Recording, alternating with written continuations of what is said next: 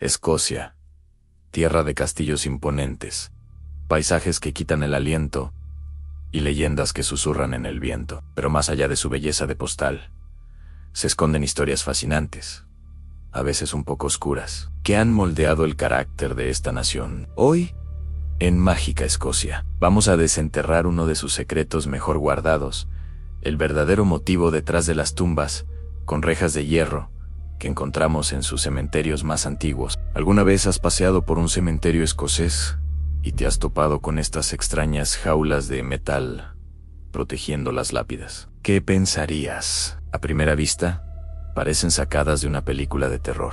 Quizás creíste que estaban ahí para impedir que los espíritus de los difuntos se escaparan y vagaran por el mundo de los vivos. Es una idea intrigante, muy propia del folclore escocés, pero la realidad, amigos míos, es aún más sorprendente, y en cierto modo, mucho más terrenal y macabra. Para entender el porqué de estas jaulas, conocidas como mort safes, tenemos que viajar en el tiempo, hasta principios del siglo XIX. Imaginen una Escocia en plena efervescencia científica. Ciudades como Edimburgo y Glasgow se estaban convirtiendo en centros de conocimiento mundial, especialmente el campo de la medicina. Las universidades y sus escuelas de anatomía tenían una sed insaciable de saber, de entender los misterios del cuerpo humano para poder sanarlo. Pero para aprender, necesitaban practicar.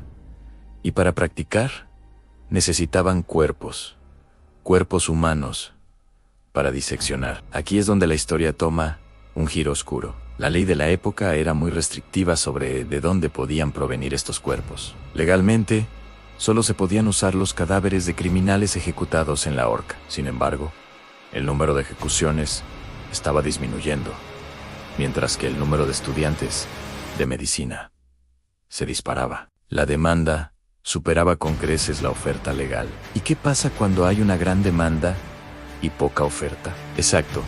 Surge un mercado negro. Este desequilibrio creó una nueva y siniestra profesión, los resurreccionistas, o, como se les conocía popularmente, los ladrones de cuerpos. Estos individuos, a menudo trabajando en grupos y amparados por la oscuridad de la noche, se dedicaban a profanar tumbas recién cavadas. Su objetivo era desenterrar los cadáveres frescos, meterlos en sacos y venderlos al mejor postor, que solían ser las prestigiosas escuelas de anatomía. Era un negocio increíblemente lucrativo. Un cuerpo en buen estado podía venderse por una suma considerable, equivalente a varios meses de salario para un trabajador promedio.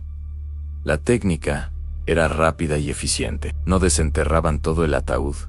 Eso llevaría demasiado tiempo. Hacían un hoyo en la cabecera de la tumba. Rompían la tapa del ataúd de madera con palancas. Pasaban una cuerda alrededor del cuello o los hombros del difunto y lo sacaban. En cuestión de minutos, el cuerpo desaparecía. Y a la mañana siguiente, la familia solo encontraba tierra removida y la tumba de su ser querido vacía. La profanación era total. La opinión pública estaba horrorizada. Imaginen el dolor de perder a un familiar, seguido del pánico y la angustia de saber que su cuerpo podría ser robado y diseccionado en una mesa de anatomía. El miedo se extendió por toda Escocia. La gente empezó a organizar vigilias en los cementerios, turnándose para custodiar las tumbas de sus recién fallecidos. Durante las noches, construyeron torres de vigilancia en los cementerios, como la que todavía se puede ver en el cementerio de Newcalton, en Edimburgo, desde donde los guardias armados podían notear cualquier movimiento sospechoso. Pero las vigilias no siempre eran suficientes. Los ladrones de cuerpos eran astutos y persistentes. Fue entonces cuando la gente común, desesperada por proteger la paz eterna de sus seres queridos, recurrió al ingenio y al hierro. Así nacieron los mort safes. Estas estructuras eran básicamente jaulas o cajas fuertes para muertos.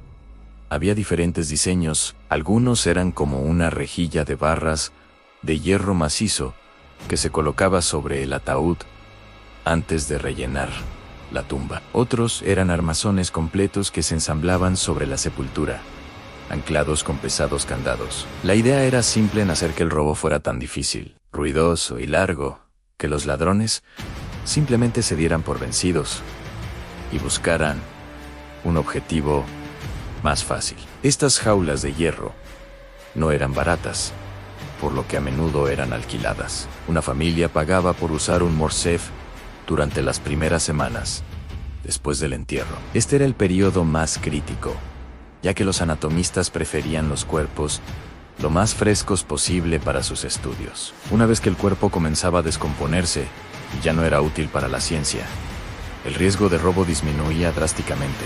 En ese momento, el morcef se retiraba y quedaba disponible para la siguiente familia en duelo. Era una solución comunitaria a un problema aterrador. Uno de los casos más notorios que puso de manifiesto este tétrico comercio fue el de William Burke y William Ha en Edimburgo. Aunque a menudo se les asocia con el robo de tumbas, ellos llevaron el negocio un paso más allá, un paso mucho más siniestro. Al darse cuenta de que desenterrar cuerpos era un trabajo sucio y arriesgado, decidieron saltarse al intermediario, el cementerio, y crear su propia fuente de cadáveres. Sus acciones conmocionaron a la sociedad y aceleraron la necesidad de un cambio legislativo. La demanda de las escuelas de medicina era tan grande que lamentablemente algunos profesores no hacían demasiadas preguntas sobre el origen de los especímenes que llegaban a sus laboratorios. El pánico moral y la presión pública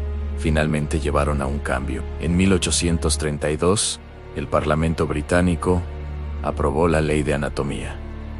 Esta ley fue un punto de inflexión. Amplió el suministro legal de cadáveres para la ciencia, permitiendo que los cuerpos no reclamados de hospitales o asilos, así como los de personas que donaban su cuerpo voluntariamente, pudieran ser utilizados para la investigación y la educación médica. Con una fuente legal y regulada, el incentivo para el robo de tumbas desapareció casi de la noche a la mañana. El macabro negocio de los resurreccionistas llegó a su fin. Y así, los morsafes dejaron de ser necesarios. Las torres de vigilancia en los cementerios quedaron vacías, pero su legado permanece. Hoy, cuando caminas por cementerios históricos como el Greyfriars Kirkyard en Edimburgo o la necrópolis de Glasgow, puedes ver estas jaulas de hierro oxidada. Ya no protegen a nadie, pero se erigen como testigos silenciosos de una época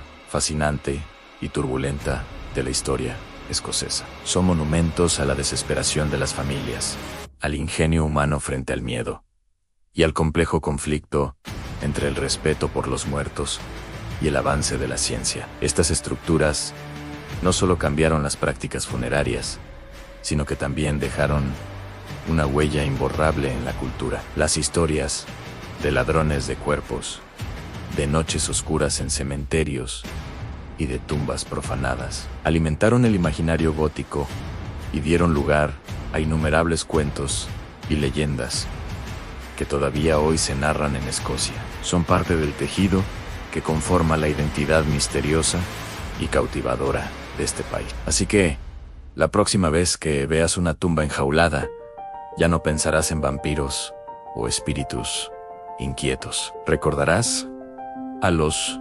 resurreccionistas, a las familias en vela y a una época en la que la ciencia médica avanzaba a un ritmo vertiginoso, a veces a un costo muy alto. ¿Qué te ha parecido esta historia? ¿Conocías el verdadero propósito de los morsafes? Me encantaría saber si te gustaría visitar alguno de estos misteriosos cementerios escoceses, o si conoces alguna otra leyenda o historia curiosa sobre las tumbas de este país. Déjame tu opinión en los comentarios. Me fascina leerlos. Y si te ha gustado este viaje al pasado, no olvides suscribirte a Mágica Escocia y activar la campanita para no perderte ninguna de nuestras aventuras. Nos vemos en el próximo vídeo para seguir explorando los secretos de esta tierra increíble.